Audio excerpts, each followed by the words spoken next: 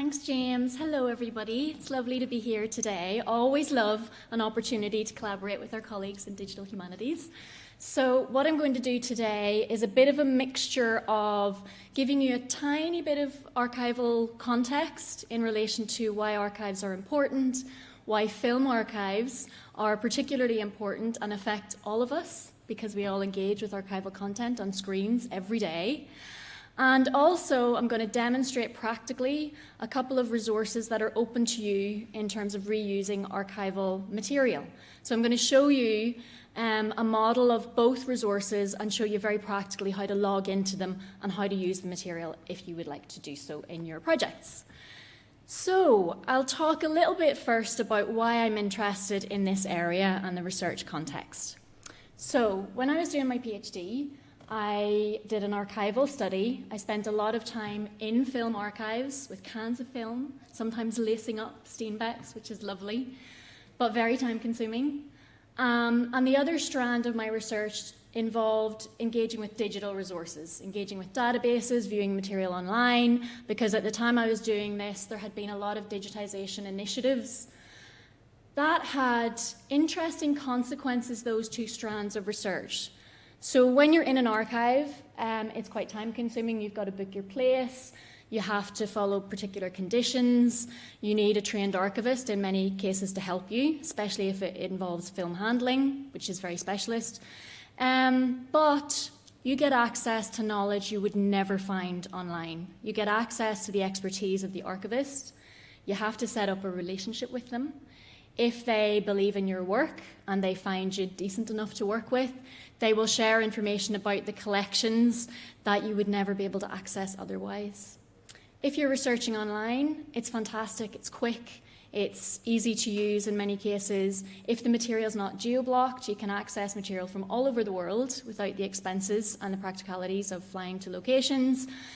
But you sometimes miss on the finer details, you miss out on those.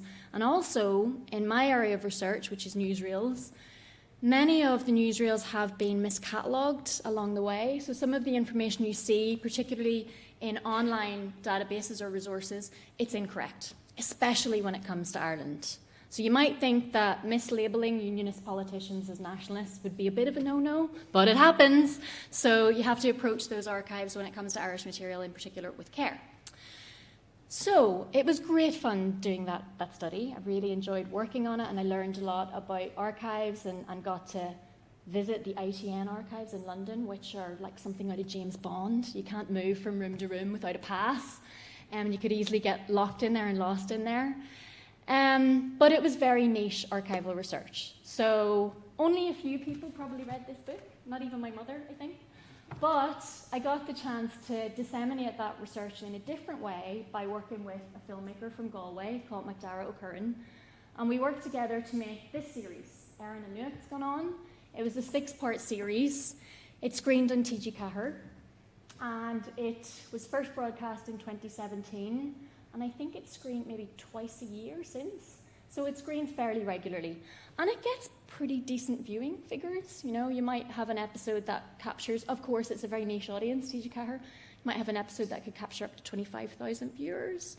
So given the cumulative nature of that programme and the fact that it's been repeated, and we can also capture data for web viewings, it's reached a reasonable audience. So it captures many of the main research findings from the book, but obviously it disseminates those in a way that's quite different from the written text. And we relied heavily on access to archival material in order to tell this story, because it recounts how particular events in Irish history were presented in the only form of moving image news available at the time, the cinema newsreel. So people came together to the cinema to get their news up until the widespread advent of television in the 1950s. So they sat in a collective group and they heard about the events and personalities of the day. When it came to Ireland, the news was mostly constructed in audiovisual terms by British or American companies. So up to the end of the 1920s, they were silent. There were intertitles explaining what was happening. And after that, there were those very kind of fast-paced commentaries with lots of upbeat music. But because Ireland didn't have any sustained production, it meant that audiences were sometimes watching things in the cinema and going, that's not exactly how that happened, because the newsreels were, of course, quite propagandistic, and they tended to follow a pro-establishment and, in many cases, British agenda in their stories. So we had to go back to these newsreels because we wanted to unpick all of this and look at it with hindsight and explain what was left out of the newsreels at the time, and consider the propagandist slant that was taken in some of these stories. So to do that, we needed access to a really, really wide range of archival material. And this is where we ran into big problems, because it was costing us around about 300 to 600 euros per minute for archives. So you can work out across a 6-part series how much we were going to need. And that is incredibly expensive. So we kept plugging away at research and funding applications, and eventually the Broadcasting Authority of Ireland gave us 189,000 euros. Now, when we thought about spending that money, it really raised some questions in me. So one example was the 1,400 euros we had to pay for a few seconds of Charlie Chaplin's The Great Dictator. So for me, I was thinking, wow, this piece of footage is crucial for what we want to say in this part of the story. But 1,400 euros is a huge amount of money. And there's something about that that's kind of uncomfortable, because it means that the only filmmakers and content producers who can access this material are people with pretty big budgets, professional filmmakers, broadcasters. That doesn't seem fair to me. What do the rest of us do? Those of us who want to work on independent filmmaking, or those of us who have no budget. Think of all the amazing work that has been produced by independent filmmakers, by low-budget filmmakers, by no-budget filmmakers. What do they do when they want to access the archive? So I was lucky enough to be able to work with a colleague in Kingston School of Art. Sorry, actually, I was just going to show you a short clip from the series. I forgot to do that. And this gives you a kind of an idea. You can kind of see the range of footage that we included here and get a sense of kind of clocking up in euros per second how much we were using.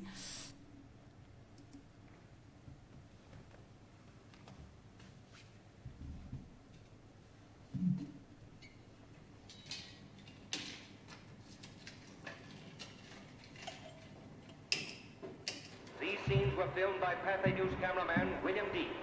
And you're about to see the pictures he got when the ship exploded. Those aboard leaping for life from a flaming inferno. The actual crash of the Hindenburg. An airship destroyed in less than half a minute. A series of catastrophes ended by a fashion show. Sinead hug an láthar Americánach Oscar Levant Nuachtscannán na Pectorlinne. Cé go bhfuil cáine agus scic airis dimta na Nuachtscannán. Ní ra ein bhealach eile ag a bobbal nuaachta eáil an scáileán sa chéad leagan ichiú céad. Bhí an tionchorachab agus an tóirarú.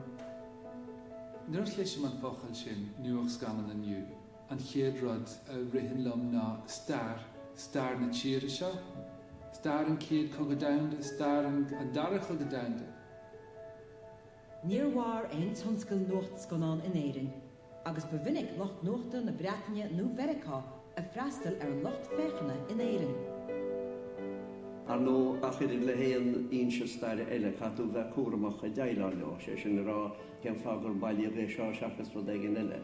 Cean cospóide bhí leis do daoine a bhailigán stop seo agus a léirigé. Dhérá an trá seo mar a phlé agurthirí Nuachtscannán leis na scéalta bhú in Éire, riomhan neamhsplachas agus ina dhé. Ní gúnaí a hiic siad an bréimse leathan díalteachtaí politiúla ag a locht féchana. Republic, is it? Let them try and get Ulster into the Republic if they want to fight in their hands. Ulster's live the King, God bless him. Fisrófar na bailí éagsúla ar léire cólachtaí Nuachta na Breataine an túisceart agus an deisceart. Agus an léirú eile ar fad a thug an coppla Nuachtscannán dúchasach. Bhí nuacht agus bhí beocht haar cuimse go lean mar hangad amach. Bhain siad get as daoine, is it? Okay, so you can see the range of footage that we had to engage with there, and some of those archives were willing to negotiate, and some of them, the more commercial, the larger archives, charged higher and higher prices. So the rates could vary, but for all of the material, it's an expensive business.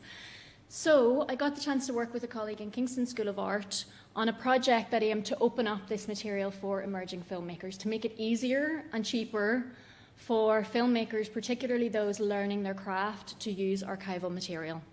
So the Make Film History project was really interesting to us because some of the big archives were really keen to do this, that actually they realised there was great value in developing a model for education that was different than for the commercial sector.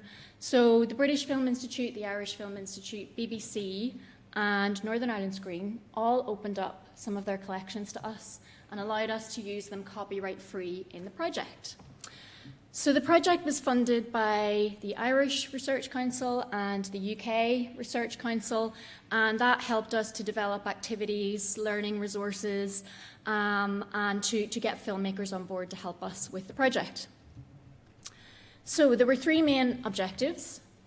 First, to develop curated collections of material and make it available for young filmmakers under a non-commercial licence, and to do this through schools, colleges, universities and training organisations.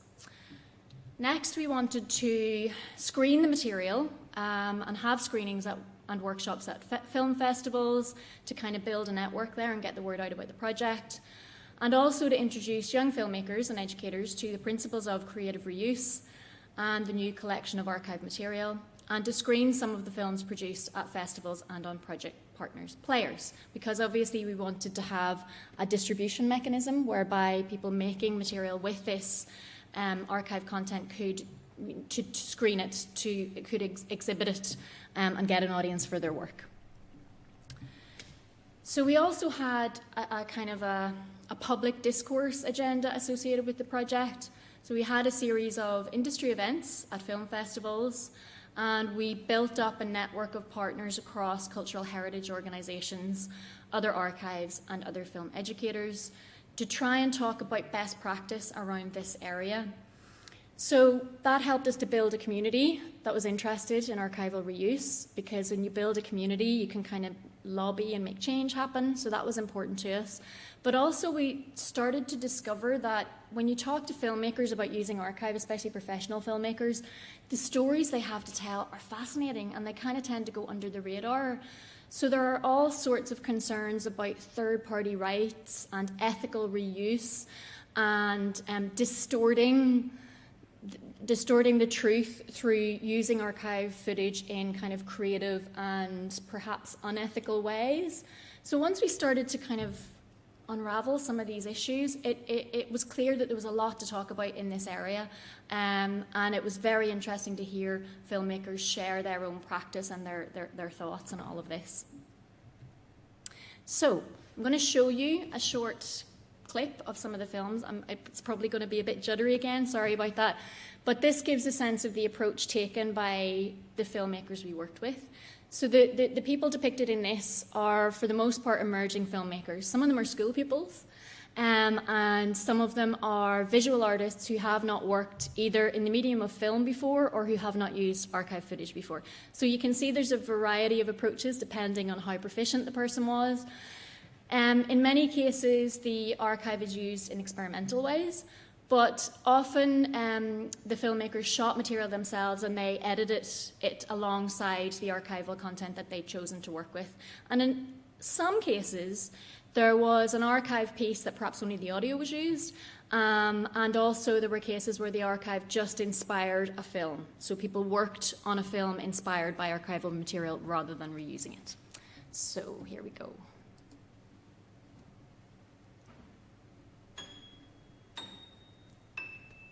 These are a battleground where the weapons are the elements themselves. I'm not going to lose it on dreams, on windmills. Come alive. The Archives for Education and Make Film History projects license over 200 films from the archives of the BBC, British and Irish Film Institutes and Northern Ireland Screen for creative reuse by young filmmakers in schools and higher education across the UK and Ireland. Once licensed by an educational institution, films can be downloaded for use on student projects.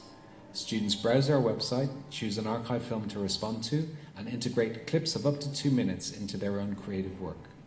73 higher education institutions and a dozen film festivals and training organisations have signed up to the scheme, which allows young filmmakers to travel through time and engage with film and social history. Look at that gorgeous scenery. I could just watch Irish gossamer for hours. Me too, Alice, but now let's get the chicken out again. Don't want to repeat with Chris's dinner fiasco. It's not switching off. Switch off and stop. Where are we? What's this? I've been expecting you. Hi guys, I'm Paige. You're from the 40s? No, the 1950s.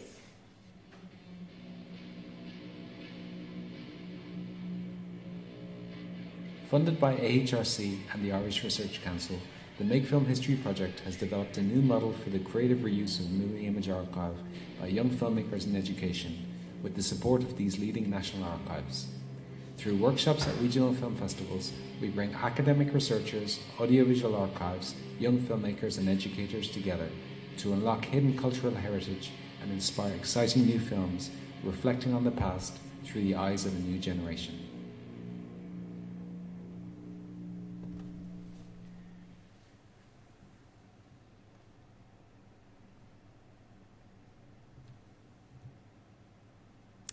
Okay, so all of this material is available to you should you wish to reuse it in your work.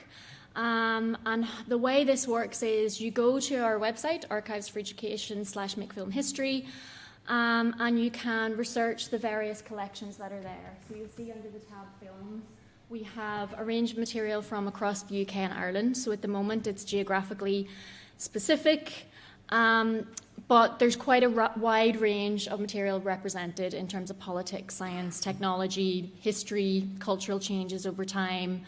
So you've got material from Kennedy's visit to Ireland in 1963, just before he was assassinated, through to the Belfast punk scene in the 1980s. And it's a range of television broadcast material, film, animation, so quite a range of formats that are covered. So the model we set up is meant to replicate what would happen if you were an industry researcher. So if you were going out to research for a production or for another project and you needed to find material, clear it, to reuse it, this is kind of a very similar model. So you spend time researching the material, you decide what you want to use, and then you have to sign in to Map Marketplace in order to download the links to the material. So you go to this link and you need to register the first time you use it.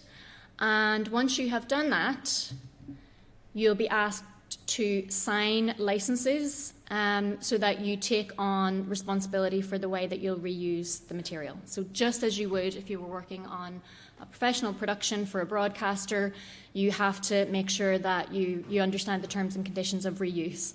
And in many cases, different archives will have different terms and conditions. But for the four collections represented in Make Film History, they're all the same. And largely it's about respecting an editorial integrity and making sure that the material is not used outside the conditions of the license. So in Make Film History, for example, you can't post the material on YouTube. Once you have remade it, you can't post your projects on YouTube, but you can screen them at film festivals and make them publicly accessible in other ways. The second resource I'm going to talk about in a minute is wider in terms of the reuse at the moment. So once you have signed up and downloaded, you go to a spreadsheet and you can download the individual links for each of the films represented in the collection. So it's pretty straightforward once you do it once and you get into the way of doing it. It's quite a straightforward procedure. So all of this context with Make Film History brought us to a point where other commercial archives were interested in pioneering similar educational resources. So while we were working on the project, Reuters got in touch with us, and Reuters is a huge international news agency. They have over 1 million clips in their archive from the birth of cinema all the way through to last week. And I'm just going to show you a short show reel, which gives you a kind of a sense of what's represented in their collection. Today is Victory in Europe Day.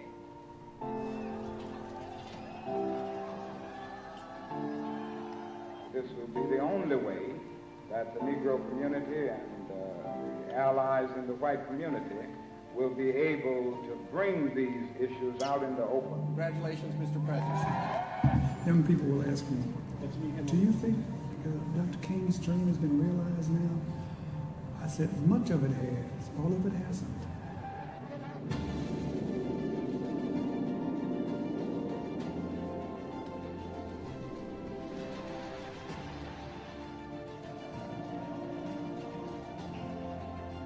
I, Ronald Reagan, do solemnly swear that I will faithfully execute The office of President of the United States.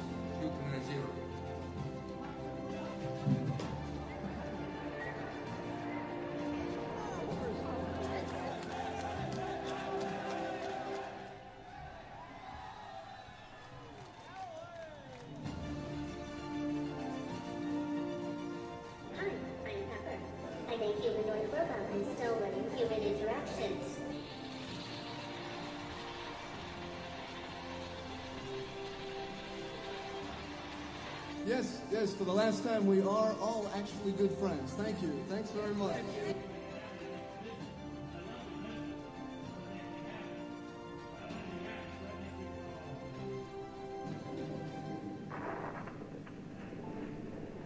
A minute, 15 seconds. الله يمنا بأوطاننا ويرجعنا لبلدنا ونتمنى الخير للجميع.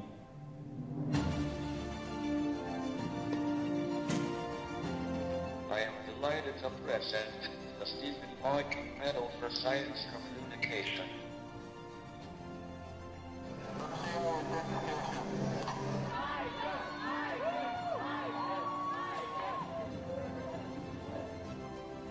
In our lives, we have witnessed how quickly things can change for the better.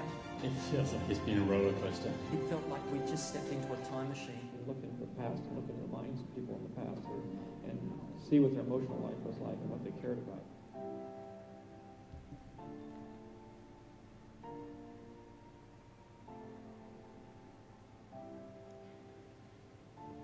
So Screenocean is the licensing agency that represents Reuters. Any professional filmmakers or broadcasters who are clearing copyright, they go through Screenocean to clear that copyright for reuse. And Screenocean is also handling the educational model. So Reuters Archive for Education is similar in some ways to Make Film History and slightly different in others, as I'll explain in a minute. But it gives institutions unprecedented access. Formerly, this was just reserved for the world's broadcasters and the bigger broadcasters to complete video coverage of international news delivered 24/7 from around the globe. So it's a raw news footage feed of hundreds of up-to-date stories each day and access to one of the world's oldest, largest and most renowned video archives.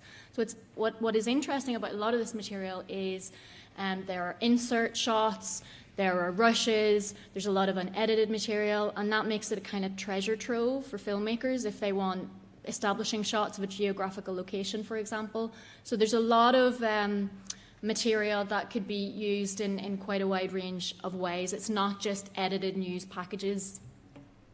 So staff and students at subscribing institutions, and this is one for the moment, can access over 1 million clips under a blanket license to download and use unlimited content as part of their coursework. So while we have a stipulation in Make Film History that it's only 2 minutes from any one film, with Reuters you can use whatever you want, and there's no time limit. So the footage as part of productions can be shared non-commercially online at exhibitions, events and festivals in order to promote student work. So you couldn't normally get a film with archive footage in it into a festival without paying for the footage and clearing it, but you can in these instances. So it's a very good way to use broadcast material in your work and then have it screen at festivals. So at the moment, it's not geo-blocked, so it can be accessed anywhere via your institutional login details. The time span ranges from 1896 to the present, and there's material being added constantly to it. Every news story you can imagine is represented in there. So you can download the clips. They're very easy to download and store and reuse, and you can embed these into any form of digital coursework you like, films, video essays, other types of digital coursework. In terms of the actual resource itself, it's quite user-friendly for research, so you can gather and curate your clips before you decide to download and use them. And you can save particular collections. You'll also find that other users have saved collections, so sometimes it's useful to see what other users have brought in under a particular topic. You can make your collections public or private if you want to share with other people, with someone you're working with, for example. And crucially, there's a citation guide in terms of making sure you credit the material properly in your productions, because that's crucially important for both these resources, that it's properly credited. That's one of the conditions. So you can see the broad range of topics covered here, and that means that because there's such a diversity of material, it can be used in kind of many different ways. So pretty much anything you're searching for in terms of archive content is likely to be in this archive in one form or another. And that's going back to the earliest iterations of cinema news, right through, again, to material that was produced and broadcast last week. So it's quite a treasure trove of material, and this is a really crucial moment that we have to get to use it, because I think this free access that we have right now is not going to last forever, so we've got to make the most of it. So at the moment, it's aimed at students, historians, staff, scientists, filmmakers, researchers, journalists, librarians. So Reuters are kind of putting it out there for anyone interested in the material, not just necessarily filmmakers or television producers, basically anyone who will benefit from news and archive in their work.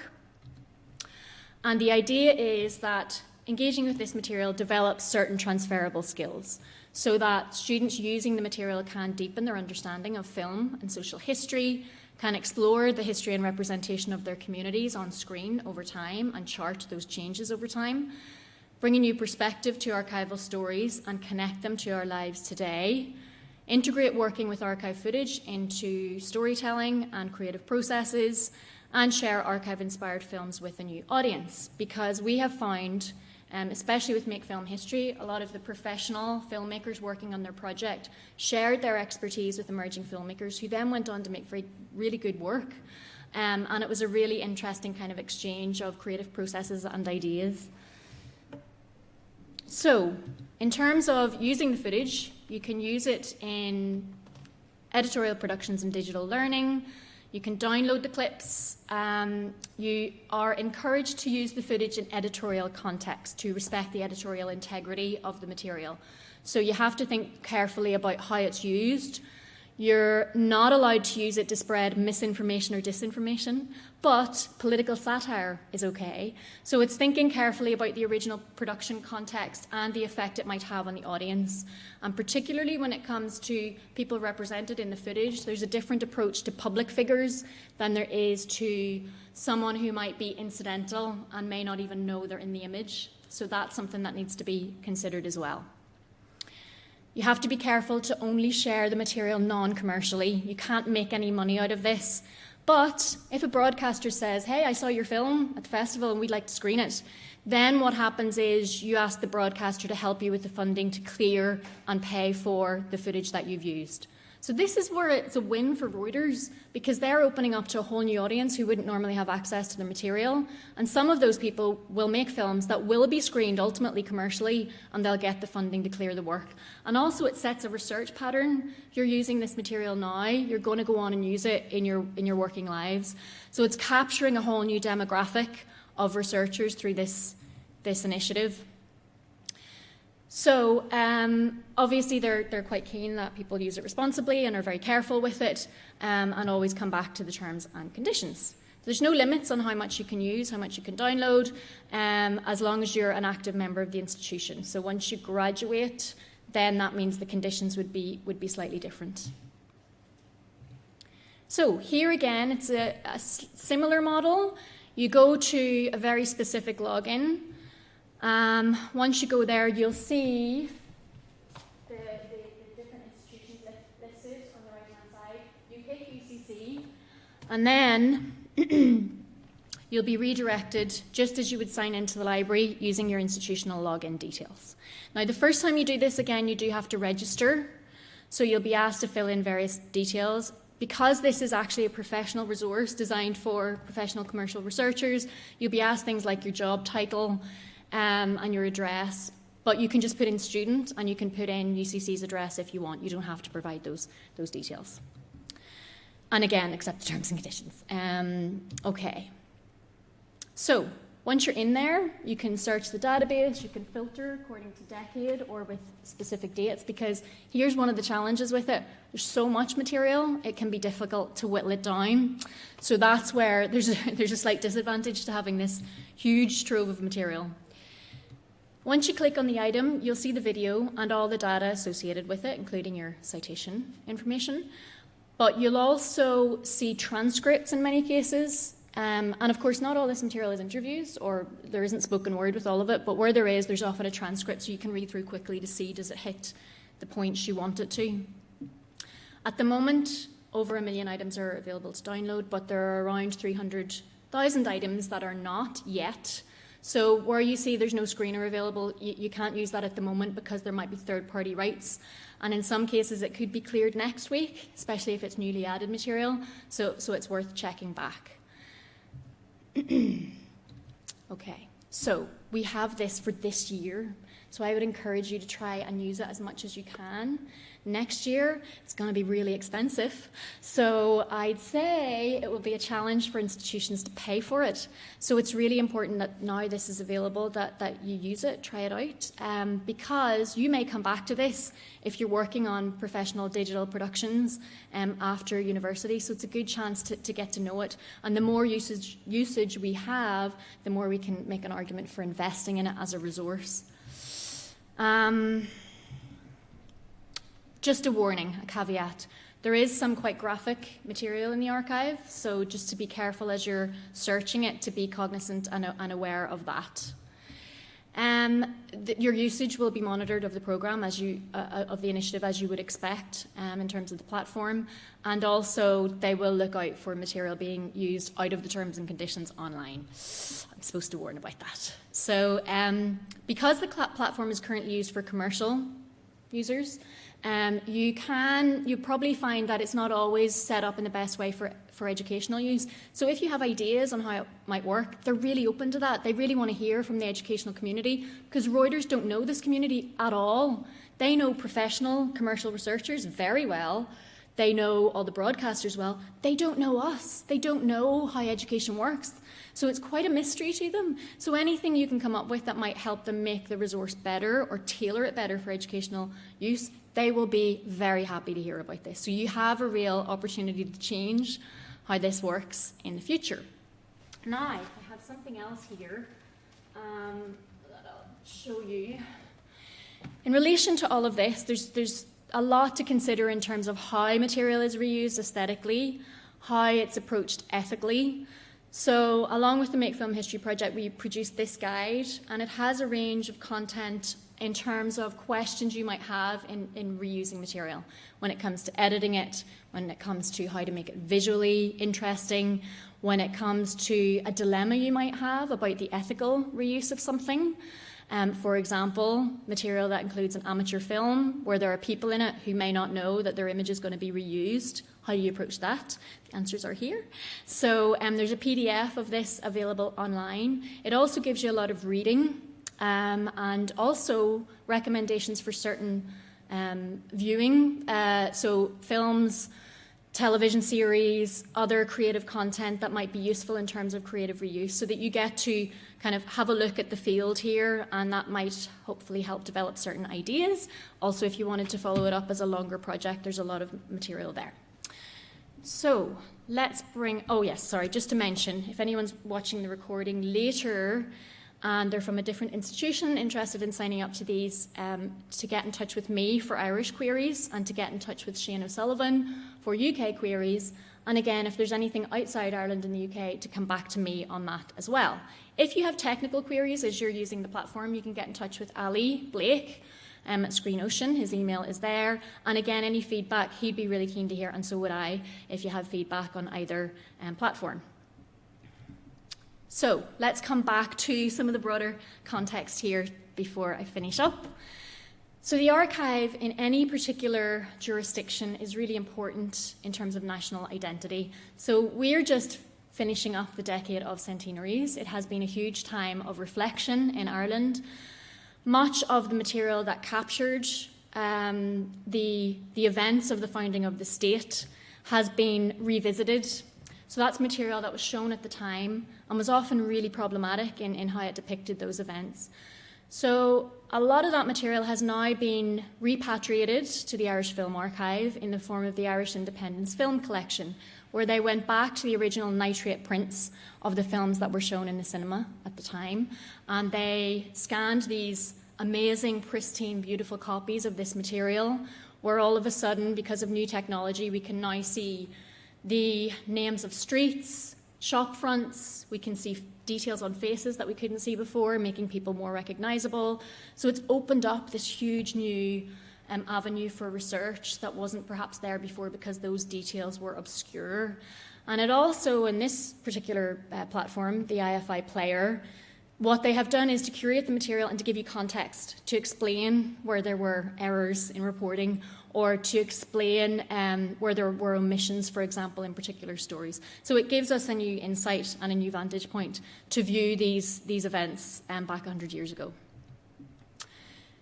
Accessing this kind of archival material is kind of quite unique in terms of industry at the moment. So a lot of filmmakers or researchers for production companies only learn this when they go out into the world, and it can be time consuming and frustrating and difficult.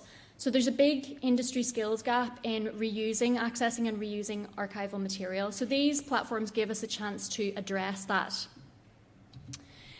Everything we do in relation to the archive is associated with the future, okay? So while we might think the archive's all about the past, it's not. It's very much about this present moment and how this present moment is captured for future researchers. So how we preserve and present this material now tells us a lot about the present moment that we live in, and how material and our attitude towards it changes over time also tells us a lot about developments, social norms, social attitudes. So it's important that we pay attention to our archival policies and our approach to preservation. And it's important that we think carefully about the second life of our archival material, not just how it's made, preserved, but also how it's reused, and how that second life also tells us something about the concerns or the mood of a particular era. So, preserving this material on whatever format it has been produced and making it accessible to everyone to learn from, to engage with, to challenge is crucially important in terms of how moments in the present are documented. We can learn a great deal about society by studying the news that was produced at a particular moment and how people change their attitudes to certain events over time. So charting how topics were presented, how a political conflict evolves, how a scientific discovery develops, that gives us a great insight into the history, the culture, the attitudes of a particular era. So we can further that knowledge when we reuse the material. Archive footage has a hugely important function in documentary, but also in experimental film and in art film. The archive, as I mentioned before, is all around us. It's everywhere, and it's something we don't always notice, but archival images are there for us all the time. And remember that was a news item yesterday is the archive today. So it's something that's fluid, it's changing, it's dynamic. Our attitudes to it and the meaning of archival material changes over time. So it's important for digital citizens in the modern world to better understand our relationship with the archive and what that relationship might mean for the filmmakers, the content creators, the researchers, and the educators of the future. Okay, and I will leave it there. Thank you for listening.